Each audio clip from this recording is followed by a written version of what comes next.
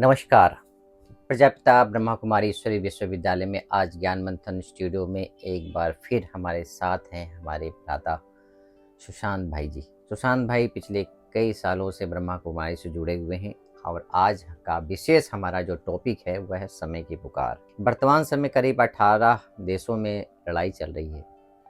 आज हमें ब्राह्मण आत्माओं को जो ज्ञान में चलते हैं और खुद को ज्ञान योग के पथ पर आगे बढ़ रहे हैं, वर्तमान समय हमें कौन सा पुरुषार्थ करना चाहिए और आगे क्या हमको विजन रखना चाहिए, उसके ऊपर हम इस सब्जेक्ट पर परिचर्चा करेंगे।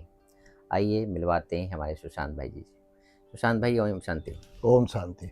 सर्वप्रथम जो वर्तमान समय पूरे भारत में गैस की बहुत तंगी आ रही है, हर तरह से जो है कुछ न कुछ खाद्य पदार्थ की तंगी आ रही है, तो आज जो समय क्या कह रहा है कि ब्राह्मणों का क्या लक्ष्य होना चाहिए? इच्छाओं को सीमित करो, लेकिन आवश्यकताओं का अवश्य पूर्ति करो। जो आवश्यकताएं हैं उसको 20 नाखून लगा के अवश्य पूर्ति करो, ये ताकि हम विदेश के ऊपर निर्भरशील ना हो, दूसरे के ऊपर निर्भर ना करें।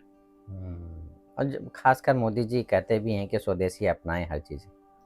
ये तो हो गया बाहर का सब्जेक्ट। सुशांत भाई, हम अंतःकरण से खुद की तैयारी क्या करें? बाबा की जो पुरुषार्थ है, रूहानी पुरुषार्थ है, जो आत्मस्थिति, आत्म अनुभूति, आत्मदृष्टि जो है, आत्मवृत्ति रख के जो चलना बोलना, कर्म करना, ये जो हमारा व्यवहार है, कर्म व्यवहार है, उसको हम जो है एक निरंतरता प्रदान करें, सहजता प्रदान करें। सहज तब हो सकता है जब वो नेचुरल हो, और नेचुरल होगा तो निरंतर होगा, निरंतर होगा तो अचानक कुछ भी होगा तो हम एवर रेडी रह सकते हैं। तो अचानक और एवर रेडी रहने के लिए हमें नेचुरल नेचर को अपनाना पड़ेगा, नेचुरल नेचर में स्थित होकर कर्म करना पड़ेगा। वो बाबा ने जो कहा, आत्म अनुभवी होके, आत्म दृष्टि रख के उस स्थिति में, जिसको बाबा कई बार कहते हैं कि हम अगर परमार्थ को आगे रखेंगे तो हमारा जो कर्म व्यवहार है वो स्वयं सिद्ध हो जाएगा। हम कर्म व्यवहार के पीछे भागते हैं कि ये ना हो जाए, ये ऊपर नीचे ना हो जाए, ये गलत ना हो जाए, ये मुझे मिलेगा नहीं मिलेगा, ये जो संशयात्मक है ना, तो वो संशय तब खत्म हो जाता है जब हम परमार्थ हमारे मन में रहता है, परमार्थ हमारे बुद्धि में रहता है, परमार्थ को आगे रखते हैं। बाबा ने क्या कहा, एक बेहद की भावना रखे, सबके प्रति कल्याण की भावना रखे, तो अपना कल्याण, अपना जो है भलाई जो है अपने आप हो जाता है। इसको कहते हैं परमार्थ को आगे रखेंगे तो अपनी स्वार्थ जो है यानी व्यवहार जो है अपने आप सिद्ध हो जाता है। सुशांत भाई, अभी कई दिनों से निरंतर बाबा कह रहा है कि निरंतर देही अभिमानी बनो जी, तो ये कहाँ तक कारगर सिद्ध होता है कि अगर हम निरंतर देही अभिमानी स्टेज, ये बनने की प्रक्रिया क्या है? देही अभिमानी मतलब मैं हूँ ही देही अभिमानी, ये निश्चय जो है, ये मैं हूँ, मेरा ओरिजिनल स्वरूप है। मैं एक पर्दा आ गया, देहाभिमान का एक पर्दा आ गया है, तो जो कि 63 जन्म वो पर्दा जो है एकदम गहरा हो गया है। तो उसको करने के लिए हमें हमेशा सूक्ष्म बुद्धि में रहना पड़ेगा, जिसको कहते हैं महीन बुद्धि। महीनता में रहो, यानी अर्थात हमें हमेशा शांति की स्थिति में रहना है। देही अभिमानी अर्थात जितना शांत रहेंगे, स्थिर रहेंगे, खुश रहेंगे, संतुष्ट रहेंगे, उतना उतना हम महीन बुद्धि बनते जाएंगे। क्योंकि मोटी बुद्धि का आधार है कि बाहरी प्रभाव, बाहरी परिस्थिति, बाहरी व्यक्ति, कोई भी आकर्षण वो हमारे बुद्धि को मलिन करता है, बाहरी चीज तत्व। तो इसलिए अगर हम महीन बुद्धि रहना है, हर चीज में हम देही अभिमानी रहना है, देही को देखना है, आत्मा को देखना है, चाहे स्वयं को अपना आत्मा समझना है या दूसरों को आत्मदृष्टि में देखना है, तो हमारे बुद्धि को स्थिर, शांत, शीतल, एकाग्र हमेशा रखने की जरूरत है। उसमें सुख है। जब हम एकाग्रता में रहते हैं और आत्मिक सुख में रहते हैं तो वही खुशी है। शांति में, आत्मिक शांति में रहते, स्थिरता में रहते हैं, कोई प्रकार के द्वंद्व नहीं, कोई प्रकार के आकर्षण विकर्षण नहीं बाहरी तौर पर, तो खिंचाव नहीं, परेशानी नहीं, तनाव नहीं, तो वही असली सुख है। और वो बार बार और अधिक हमें देही अभिमानी स्थिति के और प्रेरित करता है। किंतु ह्यूमन साइकोलॉजी कहता है जिस चीज में, जिस चीज की चिंतन से, जिस चीज की अनुभव से हमें खुशी की अनुभव होती है, सुख की अनुभूति होती है, तो अंतरात्मा या अंतर्मन यही चाहता है कि मैं उसको बार बार अनुभव करता रहूं। दुख की अनुभूति से अंतरात्मा पलायन करता है, यानी भाग जाता है। लेकिन सुख और शांति की, सुकून की जब महसूस होता है आत्मस्थिति में, एक बार हम अगर अनुभव करते हैं सही विधि से, तो बार बार उसी स्थिति में रहने की हम लालायित होते हैं। तो उसको कहते हैं कि हमारा लगन जो है, लगन में उस आत्मस्थिति की या परमात्मा अनुभूति की लगन में हम मगन रहने की बार बार लालायित होते हैं, प्रेरित होते हैं। जब निरंतर देही अमानी की स्थिति हम बना लेते हैं जी, और इसमें एक ही शब्द आता है अशरीर अवस्था, इन दोनों में कितना अंतर है? देही अभिमानी स्थिति है बिल्कुल बिंदु स्थिति। तो देही अभिमानी, आत्म अभिमानी स्थिति और बिंदी। देही यानी आत्मा, आत्म अभिमानी माना आत्मा अभिमानी, आत्मा का भान में रहना, आत्मा का भान में यानी सोमान में रहना, तो उसको कहते हैं देही या आत्म अभिमानी स्थिति। और जो अशरीर अवस्था है, शरीर की लगाव, झुकाव, तनाव, ये जो है ना, वो बुझिलापन, इससे परे हल्का स्थिति में रहना। हल्का स्थिति मतलब जैसे सूक्ष्म काया है, फरिश्ता स्वरूप है, ये है हमारा अशरीर स्थिति, फरिश्ता स्टेज अशरीर अवस्था है। और अब ये चीज हम शरीर में रहते हुए भी इसका अभ्यास कर सकते हैं। जी हाँ, जी हाँ, जी हाँ। कोई भी कार्य करते भी उस स्वरूप में स्थित हो सकते हैं। सूक्ष्म प्रकाश के काया में, प्रकाश के काया हो और फरिश्ता का काया में हो, लाइट के काया में, लाइट, दोनों लाइट, एक लाइट उज्जवल लाइट और एक लाइट हल्का लाइट। तो उस स्थिति में रह के मैं कारोबार करता हूँ, उसमें कारोबार कर सकते हैं और इसमें भी कारोबार कर सकते हैं। देही अभिमानी, आत्म अभिमानी स्थिति को हम कहते हैं बीज रूप स्थिति। बीज रूप स्थिति में रह के भी हम हल्के रीति से कारोबार कर सकते हैं और भारी कार्य को भी हल्का बना सकते हैं। ये ताकत है, ये इसमें ऊर्जा है, किसमें? आत्म अभिमानी स्थिति में, देही अभिमानी बीज रूप स्थिति में। बहुत खूब। लेकिन थोड़ा अभ्यास की जरूरत है और थोड़ा बहुत दिन से अभ्यास किया गया, बहुत समय का अभ्यास। दोस्तों, आज हम टॉपिक लिए हैं समय की पुकार, कि समय की जो दुनिया में इतनी हाहाकार हो रही है, ऐसे समय में हम ये चर्चा क्यों कर रहे हैं? उसका कारण ये है कि कहीं भी बमबारी होती है, अगर आपके पास अंडरग्राउंड कोई स्थान है और वहाँ जाकर छिप जाते हैं तो बम के प्रभाव से, उसके प्रकोप से बच जाते हैं। तो ये जो शब्द हमने इसके ऊपर परिचर्चा कर रहे हैं, देही अभिमानी अशरीरी अवस्था, ये हमें एक बम्पर तरफ, एक अंतर्मुखी स्थिति की तरफ लेके जाता है और ये हमें कहता है कि मैं खुद सेफ रहूं और अन्य आत्माओं को भी इस गुफा के अंदर खींचूं। तो इसी अंतर्गत में हम आगे बढ़ते हैं।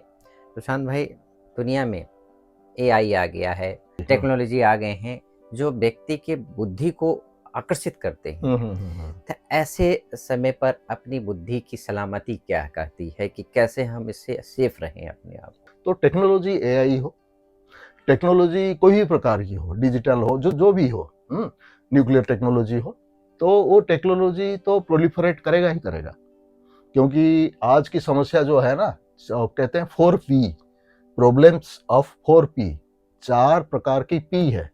क्या है कि पॉपुलेशन, पोल्यूशन, आपकी पॉवर्टी, चौथा है प्रोलिफरेशन। तो ये nuclear proliferation, technology proliferation, virus proliferation, vices proliferation, मतलब ये जो बढ़ता है, चाहे कि एरिथमेटिक रेट में या ज्योमेट्रिक रेट में जो बढ़ता है। जैसे वायरस मल्टीप्लाई होता है, वायरस लाखों में, करोड़ों में, बिलियंस में मल्टीप्लाई होता है। कोरोना में देखे, कोरोना में देखे टच करने से। तो वो प्रोलिफरेशन को रोकने के लिए जो है हमें क्या है कि अंतर्मुखी, जो आपने कहा, अंतर्मुखी होना है और अपनी जो सेल्फ मास्टरी है, आत्मनिर्भरता है, आत्मा के ऊपर निर्भरशील हो। देह या देह की दुनिया या देह की कोई भी उपज, अविनाशी चीजों की कोई भी विनाशी चीज हमारे ऊपर प्रभुत्व नहीं कर सकते, नहीं हासिल करे। तो हम क्या है, आत्मा जो है आत्मनिर्भर हो, आत्मा और परमात्मा की निर्देश से, परमात्मा की श्रीमत से हमारे अपने मन, बुद्धि और कर्मेंद्रियों को चलाएं। हमारे कर्म जो है पद्धति को हम निर्धारित करें, जीवन शैली को हम निर्धारित करें। तो तभी जो है हम जो है टेक्नोलॉजी की प्रभाव और प्रहार से हम अपने को और अपने जो है समाज को बचा सकते हैं और उसको एक सकारात्मक और एक क्रिएटिव, कंस्ट्रक्टिव, एक पीसफुल पर्पस के लिए, मानव हित में, सृष्टि के कल्याण के लिए हम उसको विनियोग कर सकते हैं, उपयोग कर सकते हैं, जिसको हम यूटिलाइज करते हैं। तभी जो है वो जो है जीन, जो कहते हैं जीन को हम कंट्रोल में रख सकते हैं। नहीं तो जीन क्या कहेगा, मुझे काम दो, नहीं तो मैं खा जाऊंगा। खा लो। ये तो भ्राता जी, जिस प्रकार से एआई और जो आप ये 4P कहा आपने, जी। इसके ठीक विपरीत में अगर हम एक शब्द लें, हम्म। स्पिरिचुअल शब्द है, वो है समरसता। हम्म। ये कहाँ तक हम अपने जीवन में अप्लाई करें, और समरसता क्या है, हम्म। और इसको अप्लाई करने से हमें हम्म। क्या क्या चीज़ें एआई की तरह से पूरा खुलकर सामने आती है। तो भगवत गीता में जो कहा गया है कि एक रस स्थिति, स्थित प्रज्ञा, निंदा स्तुति मान अपमान किसी में भी हम प्रभावित ना हो। ना प्राप्ति हो गया तो बहुत खुश हो गए, खगिया मारने लगे, ऐसा भी नहीं हो। और नुकसान हो गया तो भी हम दुखी ना हो, द्रवित ना हो, बिल्कुल समरस स्थिति। जो भी है अपने को निमित्त समझना है। समरस स्थिति का आधार है अपने को निमित्त समझना है। एक रस स्थिति के लिए हमें निमित्त समझना है। जो भी है परमात्मा का करण करावन हार करा रहा है, मैं कर रहा हूँ, मैं हल्का हूँ, मैं निश्चिंत हूँ, मैं जो है जिम्मेवारियों से मुक्त हूँ, मैं करता हूँ, लेकिन जिम्मेवारी परमात्मा का है। क्योंकि क्या मैं कर रहा हूँ, जो भी मैं लौकिक कार्य कर रहा हूँ, जो भी मैं लौकिक कर्म व्यवहार कर रहा हूँ या अलौकिक कर्म व्यवहार या सेवा कर रहा हूँ, वो सब उनकी देन है। और ये चीज़ हमने देखा भी है दादी प्रकाश मणि जी को। जी जी जी। चाहे गरीब आता, चाहे अमीर आता, चाहे पॉलिटिशियन आता, किसी तरह के कोई से व्यक्ति उनके सामने आता, उनके साथ एक ही व्यवहार करती थी, जी समरसता का। जी जी। जिसके कारण हर कोई वो उनको दादी समझता था, उनको अपना समझता था। और ये बहुत ही अच्छी वैल्यू है और हर एक को अपनानी चाहिए। और जितना हम इस समरसता को अपनाते हैं, हमारा सबके साथ एक साथ व्यवहार हो, तो यहाँ मतभेद पंथ ये सारे कुछ हट जाते हैं। शायद ब्राह्मण परिवार में तो नहीं होता है, अगर होता भी है तो ये हमारी अपनी कमी, अपने दृष्टिकोण के ऊपर डिपेंड करता है। और मैं समझता हूँ कि इसमें भी उसमें क्या है कि विजय शंकर भाई, उसमें क्या है कि जो है ना, समरसता का आधार है बेहद की दृष्टि। सब मेरे हैं, सब मैं सबकी हूँ, सब मेरे हैं, सब, क्योंकि सब बाबा के हैं, सब परमात्मा की संतान है। चाहे लौकिक में हो, चाहे अलौकिक में हो, चाहे देवी परिवार हो, चाहे विश्व परिवार हो, सब एक विश्व, एक परमात्मा, एक विश्व परिवार है, हम कहते हैं ना। तो आत्मिक रूप में हम सब भाई भाई हैं। तो ये जो महीन दृष्टि है, महीन जो है भेदभाव से परे बेहद की दृष्टि वृत्ति, ये हमारे रग रग में जब हो जाए ना, तो हम कोई भी प्रॉब्लम हमारा रहेगा ही नहीं। क्योंकि उस समय फिर हम प्रतिस्पर्धा के जगह, कंपटीशन के जगह कोऑपरेशन की भावना अपने आप जागृत होगा। अरे अपनी ही भाई बहन है, हाँ, तो किसी के आगे किसी के आगे मैं किसी को पछाड़ के मैं आगे भागूं, आगे बढ़ूं नहीं, दूसरों को आगे करके मैं आगे बढ़ूं। तो ये जो सहयोग की भावना, स्नेह की भावना जब होगा, तो हम बेहद की भावना जब रहेगा, सब परमात्मा की संतान, सब अपना अपना पार्ट प्ले कर रहे हैं, मैं भी अपना पार्ट सब ड्रामे में। और दूसरी चीज है कि संभाव तब रह सकता है जब हम निर्दोष दृष्टि रखेंगे, दोष रहित, किसी को भी दोषी नहीं देना। हाँ, कोई अगर गलत काम करता है, कोई अगर ऊपर नीचे काम करता है, तो क्षमा भी करो, और उसका जो है अपने आप कुदरती उसको मिल जाएगा फल। हाँ, तो हमें उसके लिए का सिद्धांत है, तो हमें कोई उसके लिए चिंतित होने की जरूरत नहीं, या किसी को आक्षेप करने की जरूरत नहीं है। तो हम जो है सबको वो दृष्टि, शुभ दृष्टि से देखें, शुभ भावना से रखें। अगर गलती हो भी गया, चलो आगे सुधार भी लेगा। हम जज नहीं है, हम जज नहीं है। दूरदर्शी आपने बताया, हम दूसरों के लिए फ्यूचर को देखें। हाँ, हम अपना जज बन सकते हैं, हम दूसरों को जज ना करें। बहुत सुंदर, बहुत सुंदर। सुशांत भाई, आपने समरसता और निरंतर देही अभिमानी स्थिति और अशरीरी अवस्था ही हमें अपने जीवन में एक उदाहरण, अपने निरंतर अगर हम इस चीज़ को अपनाते हैं तो शरीर भी हमारा ट्रांसलेट बन जाता है, और विचारों में भी एक दूरदर्शी आ जाती है, और सबके साथ हम सामान्य रूप से सरल भाव से अपना जीवन व्यतीत कर सकते हैं। जो कहते हैं आदि सनातन जो स्वभाव है, संस्कार है, वो अपने जीवन में अप्लाई कर सकते हैं। बिल्कुल। तो बहुत ही आपके विचार जो है, बहुत ही अच्छी आपने बात बताई कि कैसे हम निरंतर देही अभिमानी बने, निरंतर हम अशरीरी अवस्था बने, निरंतर दुख सुख मान अपमान सब में हम समरसता लेकर आए। तो ये जो बाहरी तत्व है, बाहरी प्रभाव है, वातावरण है, बचे रहेंगे। और ये खुद का ही पुरुषार्थ जो हमको सूर्यवंशी तक लेके जा सकता है। बिल्कुल। बहुत बहुत धन्यवाद उसको सुशांत सतो भाई। प्रधान स्थिति कहते हैं, सतो प्रधान स्थिति। सतो सूर्य प्रधान। सूर्यवंशी स्थिति माना जी, जी। सतो प्रधान स्थिति, जी, या तो तमोगुण या रजोगुण या सतोगुण, ये 3 गुण जो है बांधने वाले हैं, बंधन का कारण है। और सतो प्रधान स्थिति ऐसा है कि हर पल, हर क्षण, हर समय, हर संकल्प आप बंधन मुक्त स्थिति में रहेंगे। वाह। यानी इसको सतो प्रधान स्थिति कहते हैं। अगर आपको महसूस होता है कि उसमें सोच में, विचारों में, मनन चिंतन में आप बंधन की स्थिति में आ गए, तो ये बंधन मुक्त हर पल हम तब रह सकते हैं जब हम सतो प्रधान स्थिति की, यानी सतो प्रधान स्थिति यही है कि आत्म धर्म में, स्वधर्म में स्थित होके परमात्मा जो उस स्वधर्म के सागर है, भंडार है, चिरंतन और शाश्वत स्रोत है, उन्हीं के स्मृति में रह के वो हमें निमित्त बना रहे हैं। अच्छे गुण है जो देवी गुण आपने कहा, सनातन धर्म की गुण कहा, जो सतोगुणी कहा, उसको मैं धारण कर रहा हूँ। यही है धर्म, मैं धारण कर रहा हूँ। मेरा कर्तव्य है उसको, अच्छी चीज को धारण करना, जो मेरा धर्म है। धर्म मतलब कहते हैं ना, तेरा धर्म क्या है, ना मन में कंफ्यूजन हो, ना मन में कॉन्फ्लिक्ट हो, ना बाहरी रीति से किसी के साथ कॉन्फ्लिक्ट हो, ना वातावरण के साथ, स्वाभाविक रूप से स्वाभाविक रूप में हमें जो है सतो गुणों को, सतो प्रधानता को, आत्मधर्म को, स्वधर्म को कहते हैं। स्वधर्म में विनाश हो श्रेय परधर्म, तो उसमें हम स्थित होकर कर्म करें, तो इसको कहते हैं सतो प्रधान स्थिति, जिसमें हम आनंद की स्थिति में रहें। करावनहार परमात्मा है, मैं करनहार हूँ, करता जा रहा हूँ, और ये ओरा भी बनता जाता है और हम सेफ भी रहते हैं। ये श्रेष्ठ चिंतन से हमारा श्रेष्ठ ओरा बनता है। ऊर्जा की प्रवाह। ओरा बना क्या है, ऊर्जा की प्रवाह, वो अमिट छाप नहीं। और ये तपस्या ही तो है एक प्रकार से। अगर हम उस दैवी संस्कृति को, दैवी स्वभाव को अपने जीवन में अप्लाई कर लेते हैं तो वो ओरा क्रिएट करता है, जिसके कारण हम बाहरी आडंबर से हम बच जाते हैं और खुद को वो स्वाभिमान में रहते हैं, स्वावलंबी रहते हैं, स्वपुरुषार्थी रहते हैं और स्वमान में रहकर अपने परमात्म प्यार का अनुभव करते हुए वो सतयुगी दुनिया के हकदार भी बन जाते हैं। क्योंकि फाउंडेशन अभी पड़ रहा है और इसी फाउंडेशन के आधार पर अगला जो हमारा जन्म होगा वो बिल्कुल ही निर्मल, कोमल और शीतल धारा वाली होगी। बिल्कुल बिल्कुल। तो इसमें जो आपने तप की बात कहा, तो 3 चीज ब्राह्मणों की लाइफ में है, कहते हैं त्याग, तप और सेवा। तपस्या का मतलब है जो सतगुण आपने कहा, सतप्रधानता कहा, स्वधर्म कहा, देवी गुण कहा, उसमें लगातार रहना, टिकना, उसको कहते हैं तप।